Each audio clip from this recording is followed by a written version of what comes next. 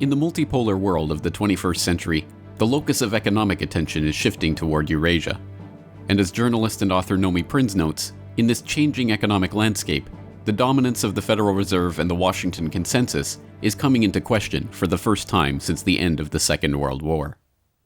This is the GRTV feature interview with your host, James Corbett, and our special guest, Nomi Prins. As a former strategist, analyst, and director in the banking industry, and as the author of groundbreaking works like All the President's Bankers, journalist Nomi Prins has begun focusing her research on the Game of Thrones-style intrigues that are now taking place between central banks that are increasingly competing for a share of the global pie. Prins discusses this contest in her recent article, The Central Bank Power Shift from West to East, where she notes that the Federal Reserve clings to the status quo. Other central banks are vying to knock it down, or at least loosen its grip on them. But the Fed behaves as if it has no idea there are other powerful central banks that want to grab and harness its power. It carries on refusing to acknowledge that there may come a time, sooner rather than later, where its power is attacked. Recently in Tokyo, Japan, I had a chance to sit down with Nomi Prins to discuss this battle behind the scenes between the world's major central banks. I mean, I think the biggest attacker or competitor for the Federal Reserve's power is the People's Bank of China, as I talked about in that article, and in general, because what was going on in the post-crisis period as the Federal Reserve was creating a coordinated global effort to keep rates at zero, and in cases now, and the ECB has them at negative, the Bank of Japan has them at negative, was to effectively support the financial system of the United States in the beginning of the post-crisis period and throughout, because we're still in a period of effectively zero interest rates, and even the quantitative easing that the Fed created is sort of over. The book of debt, the book of securities that the Fed bought is intact. So it's still a policy that's very much created by the Fed and is still implemented and maintained by the Fed.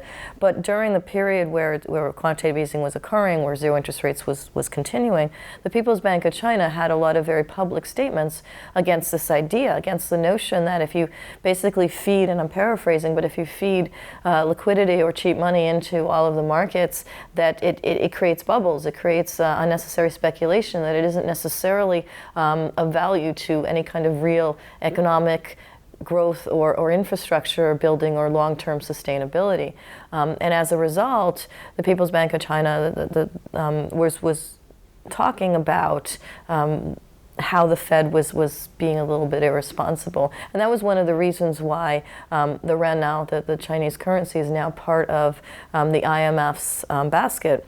Right now, the SDR basket, which is new, which just happened as of October 2015, but it was in play for a number of years, because if you're China and all of a sudden you have a financial crisis that occurred outside of your control, and a banking crisis that led to that outside of your control, and a Federal Reserve that's dictating monetary policy throughout the world, what's the alternative? The alternative is to bring your currency more into play and to criticize that very policy. And that's exactly what they've been doing and what they've been able to accomplish. And the question is how other central banks get onto that framework. And they might not get on from a policy perspective yet. But from an ideology perspective going forward, they can certainly step back and say, all right, well, in the sort of next phase, when we're not at zero interest rates, how can we position ourselves so that we aren't required to basically behave from a monetary policy perspective like the Fed behaves and wants us to behave. Now, you mentioned the central banks that are wrangling for position in this new order, as it were, of the banking system. But in fact, it's not just central banks. You identify the International Monetary Fund as an increasingly important, almost like a lever of power that different central banks are vying to control. And the PBOC, of course, I think quite famously from the point of the 2008-2009 crisis, arguing for the SDR to become a world reserve currency. The People's Bank of China governor has explicitly argued for that. You write in the article, under Lagarde, the IMF is doing more than funding development projects and supplying overall currency directives to the world, as was its original mandate. It is reconstructing new alliances amongst countries not involved in its creation. In doing so, it is building its own power by elevating their allies. It's a fascinating concept. Tell us a little bit about the IMF and its changing allegiances? Right. So in the beginning, when the IMF and the World Bank were created as development banks, they were created after World War II, and they were created. The IMF in particular was a partnership really between the U.S. and Europe. It's always been run. Its president has always been a European. When Lagarde became president, actually became the head of the IMF, actually there was some potential pushback to that. Carstens, who's a central bank head in Mexico, was vying for that position, courted Tim Geithner and other people in Washington to try to get it. Didn't, because it was very much that old school sort of European-U.S. alliance.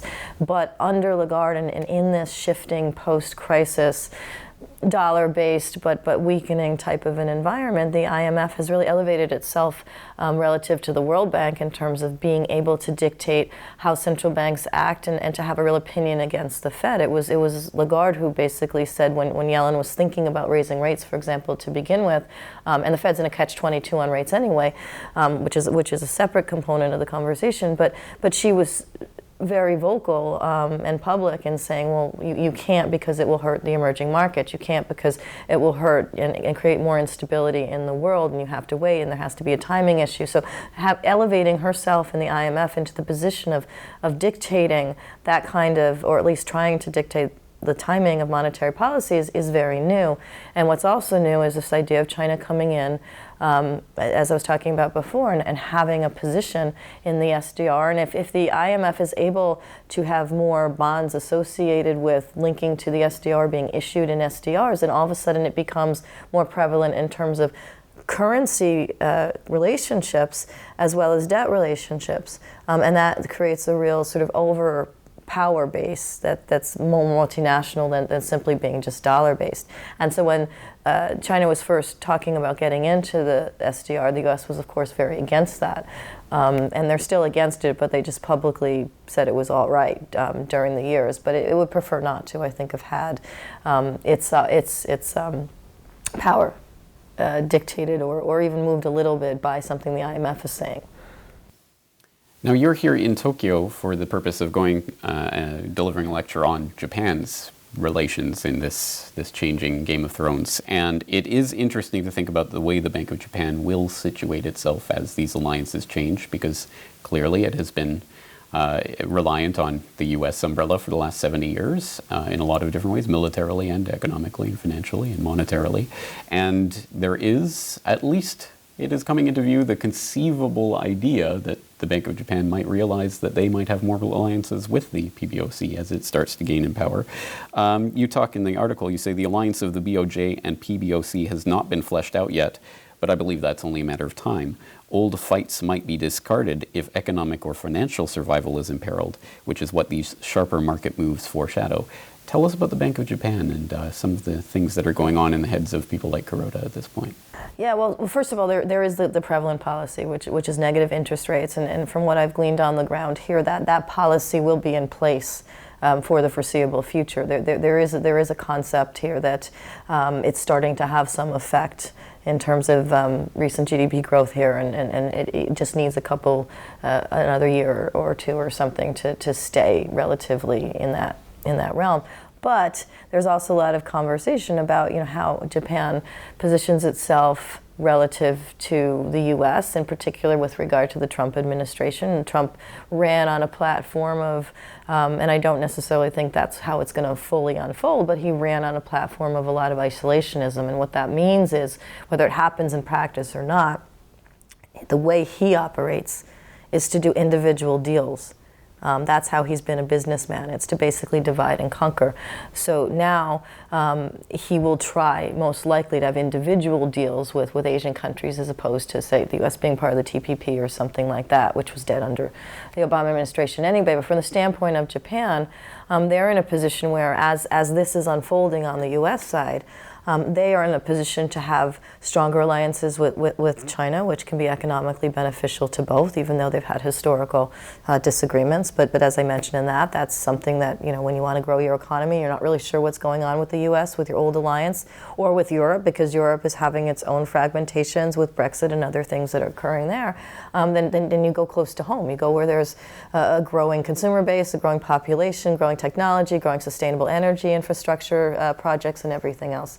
So I think just from a standpoint of survival and growth, it makes sense to link in more with China. It also makes sense to take more of a leadership role with respect to South Korea, working with India, basically with respect to BRICS countries, as well as the Asian countries to begin with, and not necessarily to wait until the U.S. decides to do something or be involved, but to just take the initiative outside of the U.S.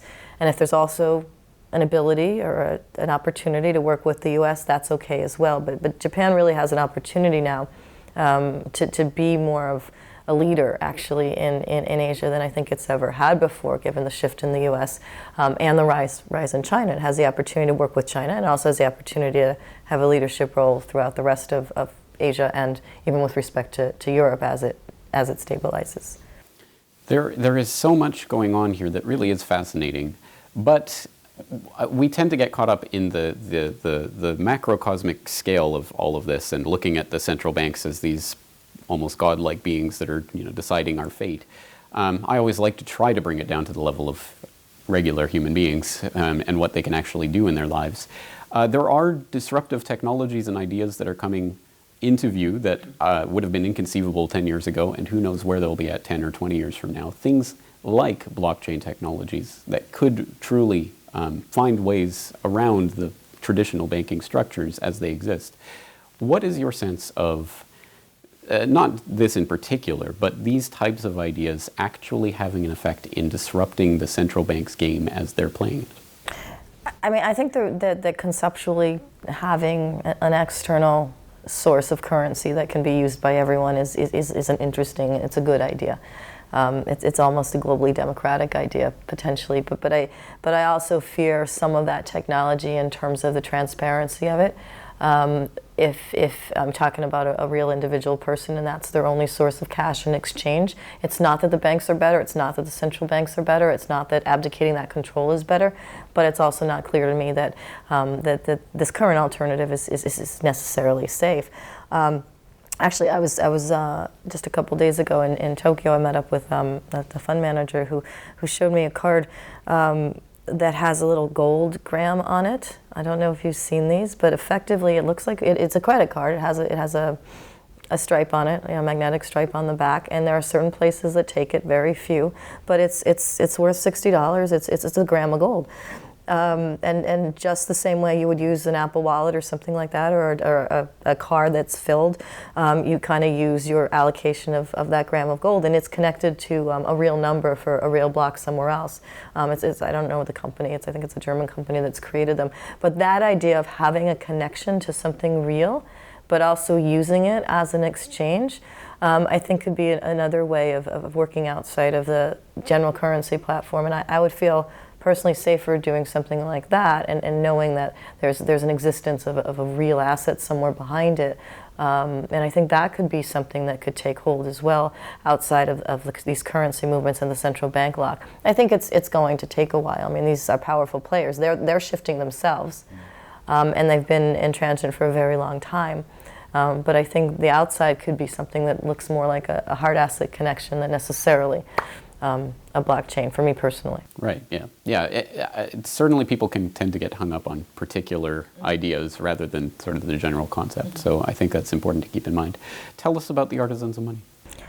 So a lot of what we talked about is this rise of power and also shifting power of central banks. So when I wrote All the President's Bankers, it was looking at domestic and foreign policy from the standpoint of the relationship of private bankers, powerful private bankers over the decades, and presidents, and how they influenced each other with respect to the United States and its world, with the U.S. being centric. But the Artisans of Money is looking at the evolution since the financial crisis of how these relationships are breaking down and changing because of how the central banks took such a powerful role in dictating monetary policy, finances, market bubbles, economies on the ground that they've never had to this extent before in any of these countries' histories, particularly not with respect to coordinated effort that emanated from the U.S. and became and is still a prevalent coordinated effort among central banks. So I look at the relationships of the people who are running these institutions, how they change, how they dictate what the decisions are, what happens publicly in terms of what we know about rates or what we know about actions and what actually has happened in the statements, because a lot of times, and I like to look at real information, the statements of a central banker and things that are sort of hidden within them, when you look at them from sort of future at the history, you can actually see in time what's going on. So if the Fed does something, but the People's Bank of China was saying something else to the press in China, but you start to move the time frames to overlap, you can really see what other countries think of each other in a way that you don't see if you simply look at one country.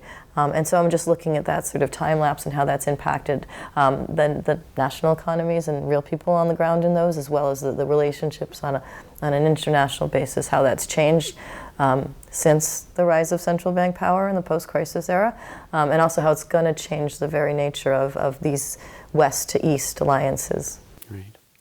All right, well, that's an awfully big thing to bite off and chew. It's a little nuts, but that's what I'm doing. Well, good luck. I'm very much looking forward to it, so I'm rooting for you to get that finished. Thank you.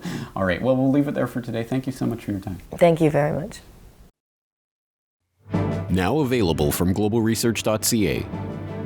The threat of nuclear war. The destabilization of foreign countries. The movement to resist this worldwide aggression.